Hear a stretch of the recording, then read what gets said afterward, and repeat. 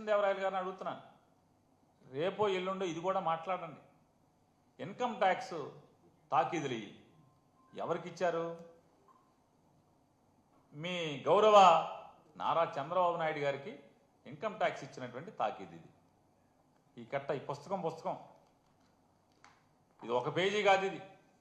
ఈ పుస్తకం కూడా మీ గౌరవ నారా చంద్రబాబు నాయుడు గారికి ఇన్కమ్ ట్యాక్స్ వారు ఇచ్చినటువంటి శ్రీముఖం. ఆల్రెడీ దీని మీద ఈడీ విచారణ ఎందుకు చేయరు? ఈడీ విచారణ చేయాలి కదా. సగంలో ఎందుకు ఆపారు? అవన్నీ కూడా గట్టిగా కడగండి. చంద్రబాబు నాయుడు గారికి ఇచ్చినటువంటి ఇన్కమ్ ట్యాక్స్ నోటీసు సగంలో ఎందుకు పక్కన పాడేశారు, చెత్తపొట్టలో పారేశారు? దీని మీద ఎలాగే ఈడీ చంద్రబాబు నాయుడు గారి పిఏ శ్రీనివాస్ దాకా ఈ డబ్బులు వచ్చినాయి. శ్రీనివాస్ నుంచి ఎవరైతే రాజధాని అమరావతి పేరుతో 4-5 పెద్ద కంపెనీలకి మీరు కాంట్రాక్ట్లు ఇచ్చారో 2014 నుంచి 19 దాకా, ఆ కాంట్రాక్ట్ కంపెనీల యొక్క అనామతు అకౌంట్లలో, చిత్తు అకౌంట్లలో మీకు 2000 కోట్ల రూపాయలు నగదు పంపించామని వాళ్ళు రాసుకుంటే అవి ఎవరెవరి ద్వారా మీకు చేరినాయి అంటే, మరి చంద్రబాబు నాయుడు గారికి ఇంత చేరింది పాపం సొమ్ము అని చెప్పి ఈడీ వాళ్ళు ఆపేసినటువంటి దాన్ని గట్టిగా నిలదీయండి, అడగండి. చట్టం ఎవరికైనా చట్టమే, చుట్టం కాదు ఎవరికి అని చెప్పి మీరు పార్లమెంట్లో మీ గొంతెత్తి మాట్లాడండి. ధర్మాన్ని 4 పాదాల నడిపించేలాగా చేయండి. మీరు మంచి నీతి మాటలు చెప్తున్నారు కదా, సూక్తి ముక్తావాలి. అలాగే చంద్రబాబు నాయుడు గారి పిఏ శ్రీనివాస్ స్కిల్ స్కామ్ మొదలవంగానే అమెరికా పారిపోతాడు. అమెరికా టికెట్లు ఎవరు కొంటారో మీకు తెలుసు, ఎవరు కొని పంపించారో. ఏమైపోయాడు? జగన్మోహన్ రెడ్డి గారు ఉన్నటువంటి కాలంలో చంద్రబాబు నాయుడు పిఏ, ఒక 20 ఏళ్ళు 25 ఏళ్ళుగా పనిచేస్తున్నటువంటి పిఏ శ్రీనివాస్ గారు ఏమైపోయాడు? మళ్ళీ ఎప్పుడు వచ్చాడు? ఎందుకు వచ్చాడు? ఇవాళ ఏం చేస్తున్నాడు? మాటికి దుబాయ్ పంపించే పనిలో ఉన్నాడు కదా. అయ్యి వదిలేసి మన శ్రీనివాసు మూటలు దుబాయ్ పంపించే ఆ లెక్కలు చూసుకుంటాక వెనకాల ఎవరు వెళ్తున్నారో మనం చూసాం.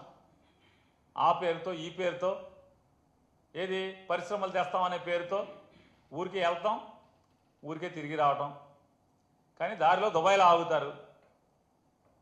మన పాత పిఏ గారు మాటికి దుబాయ్ వెళ్తాడు, లేదా పాత పిఏ గారు పైకి పేపర్లోనేమో సస్పెన్షన్ క్యాన్సిల్ చేసి మళ్ళీ ఉద్యోగం ఇచ్చారు. కానీ పేషీలో వద్దన్నారు. ఎందుకు పేషీలో వద్దన్నారు?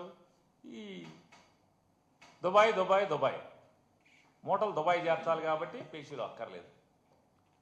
మరి ఈ స్కిల్ స్కామ్లో 300 చిల్లర కోట్ల రూపాయలు అక్రమం జరిగిందని చెప్పని సాక్ష్యాధారాలతో సహా కేసులు కట్టడం జరిగింది. మరి స్కిల్ స్కామ్ మీద ఎన్ఫోర్స్మెంట్ డైరెక్టరేట్ సగంలోనే ఎందుకు ఆగిపోయింది? ఎవరెవరైతే ప్రభుత్వం దగ్గర కాంట్రాక్ట్ పొందారో, ఆ కాంట్రాక్ట్ పొందినటువంటి ఆ వ్యక్తులు వాళ్ళ దగ్గర మాత్రమే ఈడీ ఎందుకు ఆగిపోయింది? అడగండి ఈడీని. మీరు మాట్లాడుతున్నారు కదా పార్లమెంట్లో, నియోజకవర్గం సంగతి, ఈ రాష్ట్రం సంగతి, పల్నాడు ప్రాంతం సంగతి, లేదా దక్షిణ భారతదేశం సంగతి గురించి మీకు ఏమీ గోల లేదు కదా. మీకు ఎంతసేపు మీ చిలక పలుకులే కదా. మరి దాంట్లో ఎక్కడ ఆగిపోయింది?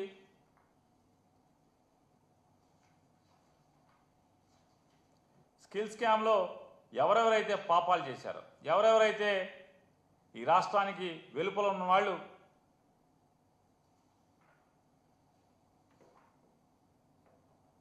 $380 కోట్ల రూపాయలు సుమారుగా ప్రజల సొమ్ముని దోచుకున్నారని చెప్పి ఈడీ కేసులు కట్టి అరెస్ట్ చేసింది కదా. మరి దాంట్లో ఇంకా సగంలో ఎందుకు ఆపారు? ఈ స్కిల్ స్కామ్లో సగంలో ఎందుకు ఆపారని కూడా గట్టిగా పార్లమెంట్లో మీ గొంతుని గట్టిగా లేపండి, గట్టిగా వినిపించండి. అలాగే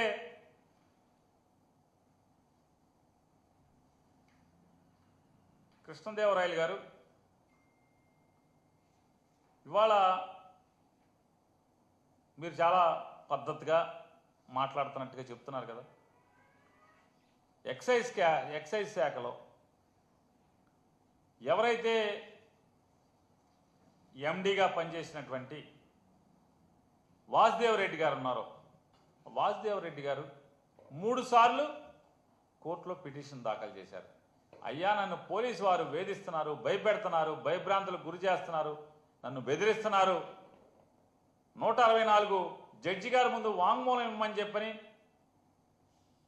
తప్పుడు వాంగ్మూలం ఇమ్మని చెప్పని బెదిరిస్తున్నారని చెప్పని వాసుదేవ్ రెడ్డి గారు ఎవరైతే 2019-24 మధ్యలో బెవరేజెస్ కార్పొరేషన్ ఎండీగా చేశారో ఆయన సాక్షాత్తు హైకోర్టు న్యాయమూర్తులకి విన్నవించుకుంటే ఇవాళ అతన్ని అదిరించి బెదిరించి లొంగ తీసుకుని 164 స్టేట్మెంట్లు ఇప్పించి మీకు కావాల్సినట్టుగా అదొక తప్పుడు కేసులో ఏదో రకంగా ఎవరో ఒకరిని అరెస్ట్ చేయాలి, వైఎస్ఆర్ కాంగ్రెస్ పార్టీ వాళ్ళని ఏదో రకంగా జగన్మోహన్ రెడ్డి గారిని అరెస్ట్ చేయాలి. మీ నాయకుడేమో, ఎవరైతే ప్రస్తుతం మీ కొత్త నాయకుడేమో, ఇప్పుడు మీ కొత్త దేవుడు ఉన్నాడు కదా, కొత్త దేవుడు చంద్రబాబు నాయుడు గారు, మీ కొత్త దేవుడు చంద్రబాబు నాయుడు గారేమో ఈ 300 చిల్లర కోట్లు ఎవరికో దోచిపెట్టి ఆయన ముద్దాయిగా అయితే ఇవాళ జరుగుతున్నది జగన్మోహన్ రెడ్డి గారి ప్రభుత్వంలో కంటే కూడా ఈ ప్రభుత్వంలో ఎక్కువ డబ్బులు మీరు డిస్టిలరీకి, అంటే ఎవరైతే మద్యం తయారీ కంపెనీలకు పే చేస్తారు. ఎందుకు పే చేస్తారు? మీకేం కావాలో వాళ్ళు ఇవ్వాలి కాబట్టి. మీ నాయకుడికి, మీ కొత్త దేవుడికి ముడుపులు ఏ రకంగా కావాలో వాటిని పెంచడం కోసమే కదా చేసి వాళ్ళ ఎవరెవరో అమాయకుల పేర్లు చెప్పి ఎవరెవరినో వైఎస్ఆర్ కాంగ్రెస్ పార్టీకి కానీ ఈ వ్యవస్థ కానీ సంబంధం లేనటువంటి వ్యక్తుల పేర్లు చెప్పి ఏదో రకంగా జగన్మోహన్ రెడ్డి గారి మీద ఎవరో ఒకళ్ళ పేరుతో మీరు ముద్దాయం చేయాలనేటువంటి తప్పుడు ఆలోచన కోసం పార్లమెంటును కూడా వాడుకోవటం, లోక్సభని వాడుకోవటం, ఇంతకన్నా దిగజారి రాజకీయాలు చేయటం ఇంకేమన్నా ఉంటుందా? ఇవాళ మీరు స్కిల్ స్కామ్ గురించి మాట్లాడితే బాగుంటుంది పార్లమెంట్లో. అలాగే మీ కొత్త దేవుడు ఆయన చేసిన పాపాల మీద, ఆయన ఇన్కమ్ ట్యాక్స్ ఇచ్చినటువంటి నోటీసుల మీద మీరు మాట్లాడి ఖచ్చితంగా దాని మీద ఈడీని వేయించే కార్యక్రమం చేయమని చెప్పని ఇవాళ అలాగే తమ అంతరాత్మకు కూడా తెలుసు. ఢిల్లీ లిక్కర్ స్కామ్లో తమ పేరు లేనంత మాత్రాన తమ డబ్బు ఉందనేది కూడా తమ అంతరాత్మకు తెలుసు. ఆ డబ్బు ఎవరి ద్వారా దాంట్లో పెట్టామో మన పేరు లేనంత మాత్రాన మనమేమి నీతి కబుర్లు చెప్పాల్సినటువంటి పని లేదు. నీతి కబుర్లు చెప్పినా రాజకీయ వ్యవస్థలో ఈ విషయాలు తెలిసిన వాళ్ళందరూ కూడా నవ్వుకుని పోయే పరిస్థితి తప్పితే ఇటువంటి అపహాస్యం పాలయ్యే పరిస్థితుల్లో మీరు మాట్లాడటం వల్ల ఏం ఉపయోగం ఉంటుంది? కేవలం జగన్మోహన్ రెడ్డి గారిని ఏదో రకంగా తప్పుడు వాంగ్మూలాలతో, మీ తప్పుడు వార్తలతో గాలి పోగేసి ప్రచారం చేసి టీవీల్లోనో, పేపర్లోనో, లేదా పార్లమెంట్లోనో, అసెంబ్లీలోనో కౌరవులు లాంటి మీరందరూ కూడా కౌరవ సభలో మాట్లాడినంత మాత్రాన జగన్మోహన్ రెడ్డి గారికి కానీ వైఎస్ఆర్ కాంగ్రెస్ పార్టీకి కానీ జరిగే నష్టమేమీ లేదు, జంకేది లేదు, బొంకేది లేదు. మీరు ఈడీని మాట్లాడతారా లేదా ఏం చేస్తారో మీ చేతనైంది మీరు చేసుకోమని చెప్పినది కూడా మీడియా ద్వారా మిమ్మల్ని మాట్లాడించిన, పార్లమెంట్లో మిమ్మల్ని మాట్లాడించిన వారికి కూడా సూచనగా చెప్తున్నాం.